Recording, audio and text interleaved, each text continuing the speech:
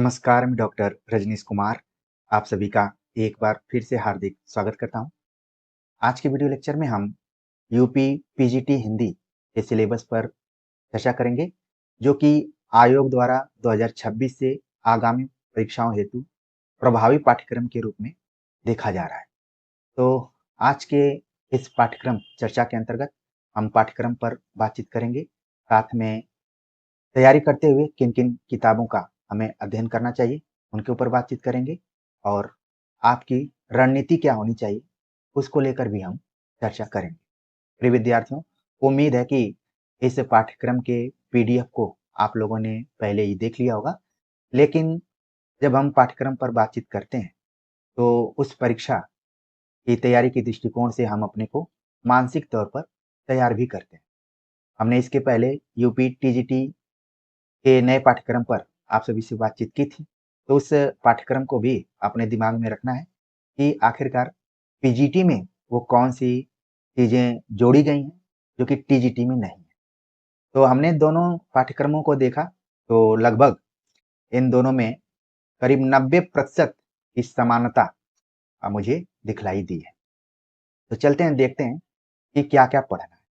Normally आप देख रहे हैं कि इसमें थोड़ा-सा क्लैरिफिकेशन दिया गया है कि हिंदी साहित्य का इतिहास आपको पढ़ना है, जिसके अंतर्गत इतिहास लेखन की परंपरा का अध्ययन करना है, हिंदी साहित्य के इतिहास का काल विभाजन, आदिकाल का नामकरण, प्रमुख प्रवृत्तियां, भक्ति काल की सामान्य विशेषताएं, भक्ति काल की धाराएं, ज्ञानाश्रयी काव्य धारा, प्रेमाश्रयी काव्य धारा, कृष्ण भक्ति काव्य धारा, राम भक्ति काव्य धारा, यानी चारों काव्य धाराओं की प्रमुख प्रवृत्तियों का अध्ययन आपको करना है।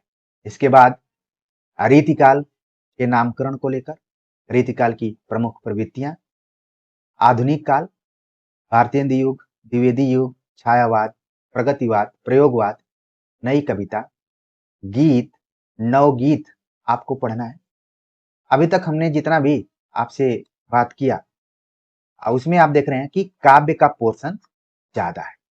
हिंदी साहित्य का इतिहास में केवल काव्य नहीं बल्कि गद्य का भी समावेश होता है, तो उसको अलग पार्ट में रखा गया है।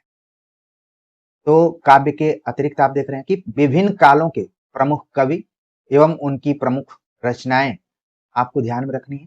साथ में प्रसिद्ध काव्य पंक्तियों एवं सूक्तियों के लेखकों, कवियों के नाम भी ध्यान में रखने। ये तो काव्य का हो गया। गद्य साहित्य का उद्भव और विकास, जिसके अंतर्गत निबंध, उपन्यास, कहानी, नाटक, आलोचना का अध्ययन करना है। गद्य की अन्य नवीन विधाओं के अंतर्गत जीवनी, आत्मकथा, संस्मरण, रेखाचित्र, रिपोर्टाज, यात्रा साहित्य, डायरी साहित्य, व्यंग्य, इंटरव्यू और बाल साहित्य का अध्ययन करना है। गद्य के अंतर्गत ही युग प्रवर्तक लेखकों के नाम तथा उनकी प्रमुख रचनाओं को भी ध्यान में रखना है। पत्रकारिता का इसमें सेक्शन लगा हुआ है, बड़े स्तर पर आपको पढ़ना है। प्रमुख हिंदी पत्र पत्रिकाएं, प्रकाशन स्थान, प्रकाशन वर्ष तथा उनके प्रमुख संपादकों के नाम पढ़ने। काव्य शास्त्र के अंतर्गत पढ़ना है भारतीय काव्य शास्त्र, काव्य लक्षण, भेद, इसी के अंतर्गत रस, छंद, अलंकार, काव्य गुण, काव्य दोष और शब्द शक्तियों का भी अध्ययन करना है। हिंदी भाषा या भाषा विज्ञान के अंतर्गत हिंदी की उपभाषाएं, विभाषाएं, बोलियां, हिंदी की ध्वनियां, हिंदी शब्द संपदा के बारे में जानकारी रखना है। हिंदी व्याकरण के अंतर्गत संधि, समास, कारक, लिंग, वचन, काल, पर्यायवाची, विलोम शब्द, वर्तनी संबंधी अशुद्धि शोधन, वाक्य संबंधी अशुद्धि शोधन, वाक्यांश के लिए शब्द, अनेकार्थी शब्द, भिन्नार्थक शब्द, विराम चिन्ह, मुहावरा और लोकोक्ति। साथ में पढ़ना है संज्ञा, सर्वनाम, क्रिया और विशेषण, उपसर्ग और प्रत्यय भी पढ़ना है। तो ये हिंदी व्याकरण का पूरा पोर्शन है। संस्कृत साहित्य के प्रमुख रचनाकारों के नाम एवं उनकी कृतियां पढ़ना है, जिसके अंतर्गत कालिदास, भवभूति, भारवी, माघ, भास, बाण, श्रीहर्ष, दंडी, मम्मट, भरत मुनि, विश्वनाथ, राजशेखर और जयदेव को पढ़ना है। तो संस्कृत साहित्य के प्रमुख रचनाकारों में टीजीटी के मुकाबले पीजीटी में कुछ अधिक रचनाकारों को पढ़ना है। संस्कृत व्याकरण के अंतर्गत संधि पढ़ना है। इसके अंतर्गत जो भी स्वर संधि, व्यंजन संधि, विसर्ग संधि यानी तीनों संधियों को पढ़ना है। समास, उपसर्ग और प्रत्यय को पढ़ना है। विभक्ति चिन्ह, जिसको कि परसर्ग भी हम कर सकते हैं, तो विभक्ति चिन्ह का प्रयोग एवं पहचान। शब्द रूप के अंतर्गत आत्मने, जगत, सरित, बालक, हरि, अस्मद, युष्मद, ठीक है, बल्कि ये आत्मन होना चाहिए था। और आप देख रहे हैं कि टाइपिंग एरर कैसे हो जाती है, कई बार जो चीज नीचे लगनी चाहिए थी वो ऊपर लग गई। धातु रूप के अंतर्गत स्था, पा, गम, पट, हस धातु को पढ़ना है और इसके परस्मैपदी रूप को पढ़ना है। साथ में काल, हिंदी वाक्यों के संस्कृत अनुवाद भी आपको पढ़ने हैं। तो मोटे तौर पर हम इसको नए पाठ्यक्रम के रूप में देख रहे हैं, लेकिन कहीं न कहीं ये पुराने पाठ्यक्रम से बहुत मेल खा रहा है। तो आपको पुराने हिसाब से ही अध्ययन करना है, ठीक है। फिर भी आपकी सहूलियत के लिए हमने कुछ किताबों का नाम लिखा हुआ है, जो हर हालत में समय रहते आपको पढ़ लेनी चाहिए। प्रिय विद्यार्थियों, आप चाहे कोचिंग करें, चाहे पेड कोर्स करें, चाहे दुनिया भर के टेस्ट सीरीज ज्वाइन करें, जब तक आप खुद से नहीं पढ़ेंगे, अच्छा परफॉर्मेंस नहीं करेंगे। हो सकता है कि नोट्स, कोर्स और टेस्ट सीरीज ज्वाइन करने के बाद उसके विश्लेषण परक अंश को देखने से लगे कि आपकी तैयारी बहुत अच्छी चल रही है, लेकिन परीक्षा होती है, उसको गुरु माना गया है। इसीलिए तो लाला श्रीनिवास दास ने परीक्षा गुरु नाम से उपन्यास लिखा। कितनी भी तैयारी हो, परीक्षा ये दर्शा देती है कि हाँ, मैं गुरु ही हूँ, कितना भी आप महान गुरुओं से पढ़ें।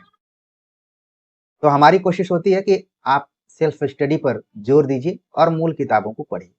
टीजीटी के दौरान भी हमने बताया था और यहाँ भी इसका जिक्र करूंगा, लेकिन थोड़ा सा अंतर हमने रखा है। टीजीटी में हमने मोटे तौर पर किताबों का नाम बताया था, लेकिन यहाँ पर जो यूनिट वाइज यानी जो पॉइंट लगे हुए उनके हिसाब से किताबें बताने का प्रयास है। साहित्य इतिहास ग्रंथों का अध्ययन आपको करना जरूरी है, जिसमें आचार्य रामचंद्र शुक्ल, हजारी प्रसाद द्विवेदी, रामस्वरूप चतुर्वेदी, बच्चन सिंह और नगेंद्र की पुस्तक आपके पास हर हालत में होनी चाहिए। और इसके अध्ययन को लेकर हमने 90 दिनों का टाइम टेबल भी आप सभी के सामने रखा हुआ कि कैसे आप कवर कर सकते हैं और ये किताबें एक दूसरे की क्रिया प्रतिक्रिया में कैसे लिखी गई हैं और किस किताब को पढ़ने में ज्यादा वक्त लग सकता है, किस किताब को पढ़ने में कम वक्त लग सकता है। तो शुरुआत आप करेंगे आचार्य रामचंद्र शुक्ल के इतिहास ग्रंथ से, जिसको कि हमने लाइन बाय लाइन आपको पढ़ाया हुआ है। इस चैनल पर 91 वीडियोज का एक प्लेलिस्ट है, जिसको कि आप देख सकते हैं, मैं लिंक जोड़ दूंगा। हिंदी का गद्य साहित्य पढ़ने के लिए आपको रामचंद्र तिवारी की पुस्तक रखना चाहिए। काव्य शास्त्र की तैयारी के लिए भगीरथ मिश्र द्वारा लिखित काव्य शास्त्र की पुस्तक और राजवंश सहाय हीरा द्वारा लिखित पुस्तक होनी चाहिए। अगर राजवंश सहाय हीरा की पुस्तक नहीं होगी तो आने वाले समय में तैयारी कराते समय इसको हम कवर कर लेंगे। हिंदी व्याकरण की बात करें तो 3 मूल किताबों की चर्चा हम बार बार करते हैं। कामता प्रसाद गुरु, वासुदेव नंदन प्रसाद और हरदेव बहारी की पुस्तक को आप पढ़िए और साथ में जो PYQ में पूछे गए व्याकरण उनको आप फोकस करिए। कई बार यहाँ से चीजें रिवाइज होती हैं। हिंदी भाषा के अध्ययन के लिए आप हरदेव बहारी की पुस्तक अपने पास रखिए। उसमें हिंदी भाषा का कैसे विकास हुआ और साथ में साहित्यिक रूप से कैसे विकास हुआ उसके बारे में भी चर्चा की गई। संस्कृत साहित्य के लिए कपिल देव द्विवेदी की पुस्तक आती है, हिंदी साहित्य का संक्षिप्त इतिहास या समीक्षात्मक इतिहास, इस तरीके से आती है, आप बुक शॉप पर जाकर देख सकते हैं। संस्कृत व्याकरण के लिए बहुत लंबी चौड़ी किसी पुस्तक का नाम हम नहीं लेंगे, बल्कि यूपी बोर्ड में एक पुस्तक चलती है 9वीं 10वीं कक्षा के लिए, जो कि बनवारी लाल काका एंड सन्स से प्रकाशित है। उस पुस्तक को आप पढ़िए, जिसमें संस्कृत व्याकरण आपका पूरा कवर हो जाएगा। जो शब्द रूप और धातु रूप दिए गए थे, वहां से भी आप उसको देख सकते हैं। और बाकी काल, अनुवाद, कहने का मतलब है कि संस्कृत व्याकरण पूरा आप कवर कर लेंगे। और आप साथ में पीवाईक्यू भी देखते रहिए। पैटर्न पर आपको नहीं जाना है, पीवाईक्यू देखेंगे तो आपका कॉन्फिडेंस बढ़ेगा, आपका रिवीजन होगा और आपके एग्जाम में जो भी पुराने प्रश्न आएंगे उनको गलत नहीं करेंगे। बाकी यहाँ पर कुछ अन्य चीजें हैं, जैसे आपके पास आचार्य रामचंद्र शुक्ल कृत हिंदी साहित्य का इतिहास वस्तुनिष्ठ संकलन पुस्तक होनी चाहिए, जिसको कि हमारे द्वारा लिखा गया। इसको हमने अपना नाम यहाँ पर शॉर्ट में लिखा हुआ है। कई बार अपनी पुस्तक बताने में हिचक भी होती है कि ये प्रचार के रूप में ना हो, लेकिन ऐसा लगता है कि पुस्तक खुद के पढ़ने के लिए नहीं लिखी गई है, बल्कि अपने उन मेहनती विद्यार्थियों के लिए लिखी गई है और आप ही सभी को हमने समर्पित भी किया है। तो वस्तुनिष्ठ संकलन अपने पास रखिए, उसको अच्छे से हल कीजिए और साथ में आचार्य रामचंद्र शुक्ल की पुस्तक भी रखिए। मुख्य परीक्षा के दृष्टिकोण से हमने यूपी, एलटी, जीएससी इत्यादि को ध्यान में रखते हुए सब्जेक्टिव तौर पर पुस्तक लिखी हुई है। तो आप देखेंगे कि उसमें आपके सिलेबस से संबंधित कई टॉपिक्स मिल जाएंगे, तो इसको आप रखिए। इसके बाद 90 दिनों में 5 ग्रंथों का अध्ययन कैसे करना है, इसका लिंक आप सभी को हम प्रोवाइड कर देंगे। हिंदी साहित्य से अगर पहली बार आप तैयारी करने जा रहे हैं, आमतौर पर कई ऐसे विद्यार्थी होंगे जो वर्षों से तैयारी कर रहे होंगे, लेकिन जब उनको फील हो कि भाई पहली बार हमने सीरियसली पढ़ा है, तो आप इस लिंक को देख सकते हैं। हमने वहां पर पढ़ाया हुआ है, बताया है कि पहली बार अगर आप तैयारी करने जा रहे हैं तो इसकी प्लेलिस्ट बनाई हुई है, जिसमें अभी तक जब मैं आपसे इससे चर्चा कर रहा हूँ तो 168 वीडियोज है। अगर 3 महीने में इन वीडियोज को आप पूरा देख लेते हैं तो मैं ये दावे के साथ कह सकता हूँ कि आपको सफल होने से कोई नहीं रोक सकता, लेकिन आपको देखना पड़ेगा। आपको बार बार ये नहीं कमेंट करना होगा कि इसकी पीडीएफ मिल जाएगी कि नहीं, इसको पढ़ लेंगे तो हो जाएगा कि नहीं। आप पंचनामा बना कर दीजिए कि आपका पढ़ेंगे तभी होगा, इस टाइप से नहीं। आपको खुद अपना मूल्यांकन करके आपको पढ़ना है, अपना समय निकालना है। और साथ में आचार्य रामचंद्र शुक्ल की पूरी पुस्तक पर आधारित जो 91 वीडियोज की प्लेलिस्ट है, उसको भी आप समय समय पर देखते रहिए। और जब आप पूरा फेमिलियर हो जाएंगे इस चैनल से, तो आपको अन्य महत्वपूर्ण वीडियोज अपने आप दिखने लगेंगे, जिसमें हमने प्रैक्टिस सेट करवाया हुआ है, महत्वपूर्ण मार्गदर्शन के रूप में प्रस्तुत किया है। तो आपका ये चैनल आपका लगने लगेगा। ये नहीं लगेगा कि फला सर पढ़ा रहे हैं, अब वो ठीक से नहीं बोल पा रहे हैं या फिर उनमें ये कमी है, वो कमी है। बहुत सारे बच्चे अ, पढ़ने के स्थान पर टीचर को ही गाइडेंस करने की कोशिश करने लगते हैं कि आप ऐसे करें तो वैसे होगा, वैसे करें तो ऐसे होगा। टीचर भी कई बार होमवर्क करता है। आप लोगों को इस चीज़ का आभास ज़रूर हो रहा होगा कि अचानक हम आपके सामने नहीं आते हैं, बल्कि हम चीज़ों को पहले तैयार करते हैं, फिर एक परीक्षार्थी के रूप में अपने को फ़ील करते हैं, महसूस करते हैं, तो फिर आपके सामने आते हैं। तो उम्मीद है कि पाठ्यक्रम भी समझ गए होंगे और उस पर आधारित जो भी किताबें हमने बताई, उसमें से लगभग किताबें आपके पास होंगी। हमने यहाँ पर वन लाइनर किताबों की चर्चा बिल्कुल नहीं की है, किसी नोट्स की चर्चा बिल्कुल नहीं की है, बल्कि मूल किताबों के साथ अध्ययन करने की बात की और उस पर आधारित जो कुछ किताबें हैं, उनको लेकर हमने चर्चा की है। आप लोगों के मन में एक सवाल जरूर आ रहा होगा कि आचार्य रामचंद्र शुक्ल वस्तुनिष्ठ संकलन और मुख्य परीक्षा वाली पुस्तक कहाँ मिलेगी, इसको कैसे प्राप्त किया जा सकता है। तो अमेजन से इसको आप खरीद सकते हैं और ऑफलाइन खरीदना चाहें तो प्रयागराज और वाराणसी में ये पुस्तक आपको मिल जाएगी। थोड़ा सा आप प्रयास करेंगे तो प्रिय विद्यार्थियों, अपनी तैयारी में लग जाइए और आप सभी के कमेंट का हमें ये इंतजार रहेगा कि आपने हिंदी साहित्य से पहली बार तैयारी वाला प्लेलिस्ट कितने दिनों से आप देख रहे हैं और देखने के बाद आपकी प्रतिक्रिया क्या है। आपके अंदर कॉन्फिडेंस आ रहा है, आपका मनोबल बढ़ रहा है, आपको लग रहा है कि कितना भी कठिन क्वेश्चन पेपर आएगा या फिर सरल भी आएगा तो आप बेहतर परफॉर्मेंस वहां पर कर सकते हैं।